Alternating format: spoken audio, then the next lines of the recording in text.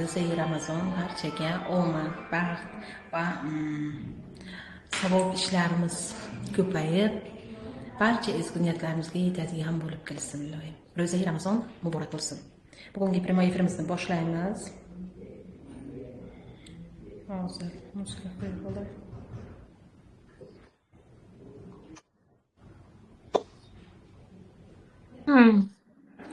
Assalomu alaykum.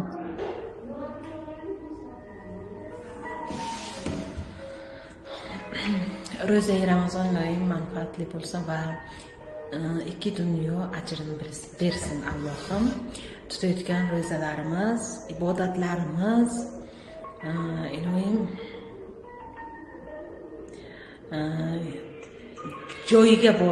joyiga borsinki, nimaiki niyat qilgan bo'lsak erishaylik.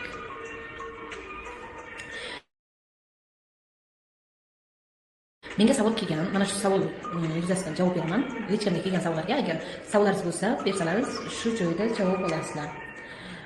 Niyatning kuchi deb aytishganda, men yaxshi narsani niyat qilardim, lekin yaxshi niyat qilganim bilan mana shu maqsadlarimga to'g'ri erisha olmayotgandim debdi. Bilasizmi, niyatning kuchi aynan o'sha inson aytayaptiki, men kelin qilishni xohlayman va yaxshi kelin tushishini xohlardim, ammo bo'lmayapti. Nimagadir hech o'zimga o'xshagan, o'zim xohlagan kelin tushmayapti. Nima uchun? Aslida sizning niyatingiz to'g'ri, ammo maqsadni to'g'ri qo'ymagan. Chunki birinchidan siz aytasiz, menga qanday bo'lmasin kelin kerak. Qanday bo'lmasin kelin kerak. Mana bu yerda e'tibor bering. Qanday bo'lmasin menga kelin kerak. Chunki sizga qanday bo'lishidan qat'iy nazar, faqat kelin bo'lsa bo'ldi. Birinchi xatoingiz mana shu yerda. Chunki menga nimani xohlaysiz? Qanday kelinni xohlaysiz? Aynan mana shunday kelinni maqsad qiling.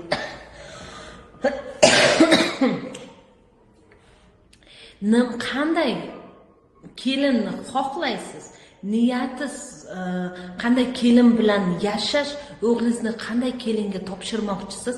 Aynan shunday kelinni maqsad qiling. Maqsadni to'g'ri qo'ying. Chunki menga qanday bo'lmasin kelin kerak dedingizmi? Sizga qanday bo'lmasin shunday kelin keladi. Birinchi xatoyimiz. Ikkinchi, bu bizlar kelin kelmasdan oldin orzu, havasimizni o'sha kelinni yelkasiga qo'yamiz. Birinchidan kelmasdan oldin, voy menga ertalab turib choy damlasin, menga sahar turib qilish kerak, men mehmonlarim kelganda beminnat yurish kerak. Mehmonlarim kelganda mana shuni ishni qilish kerak, menga kelin bo'lib yurish kerak. Birinchi siz o'zingizni manfaatingizni qo'yapsiz. Bu ham to'g'ri emas. Kelin, uni ham o'zining maqsadlari bor. Uni ham o'ziga yarasha orzulari bor. Mana shu orzularni chiroyli qo'yish kerak. Kelinim maza qilib yursin. Men ham maza qilay. Kelinimni xizmatidan maza qilay deb. Ko'ryapsizmi? Bu ikkinchi maqsadimizga ikkinchi xatoyimiz bu.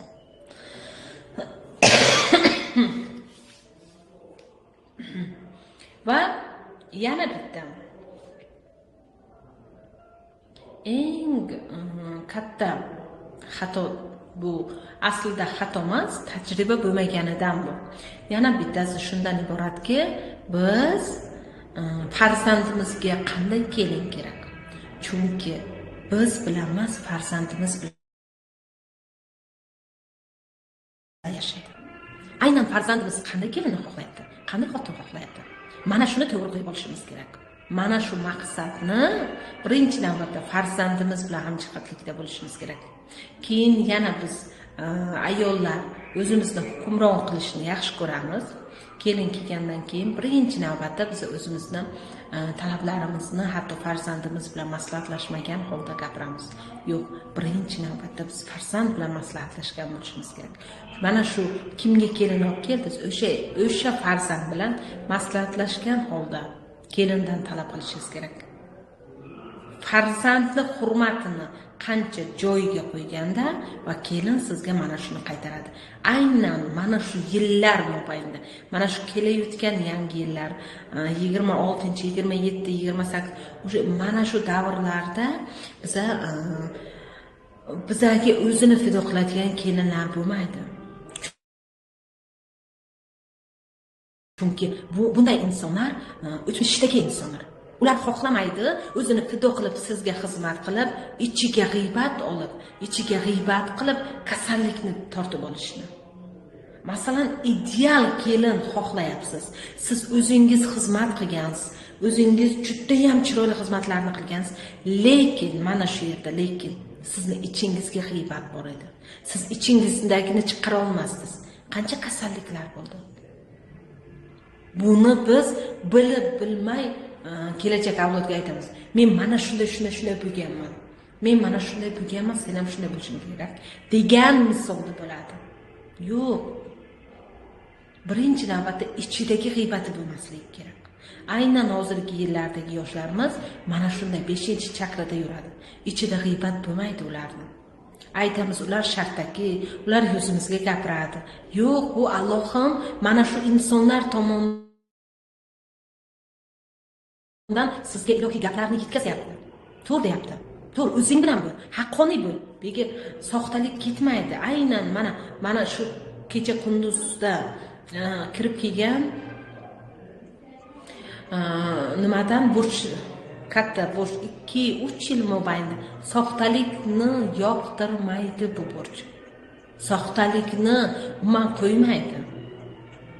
Soxta bo'lmaslik kerak. Haqqoniy, o'zimiz bilan haqqoniy bo'lishimiz kerak.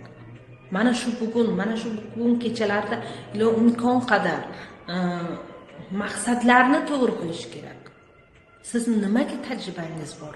Aynan mana shu ishga rivojlanishingiz kerak. Sizning tajribangiz qaysi ishni zo'r olib bora olasiz? Mana shu maqsadni to'g'ri qo'yib, o'sha tajribangiz bo'lgan ishni yo'lga qo'ying. Aynan mana shu 2 yil mobaynida.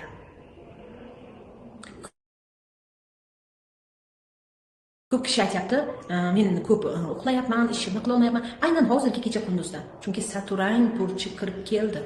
Bu 2 yil mobaynida, ko'pi bilan 3 yil mobaynida mana shu burch mana shu bizga xizmat qiladi, bizani haqqoniy bo'lishimiz uchun. Siz majburlamang. Siz kuyunib, pishinib, kim uchundir o'zingizni fido qilmang. Bo'lmaydi bu. Hozirgi hayotda bu Mehrem qonuni bitta ishlaydi. Sizdan nima chiqyapti? Mana shu narsa sizga kiradi. O'sha insondan bo'lmasa ham boshqa insondan.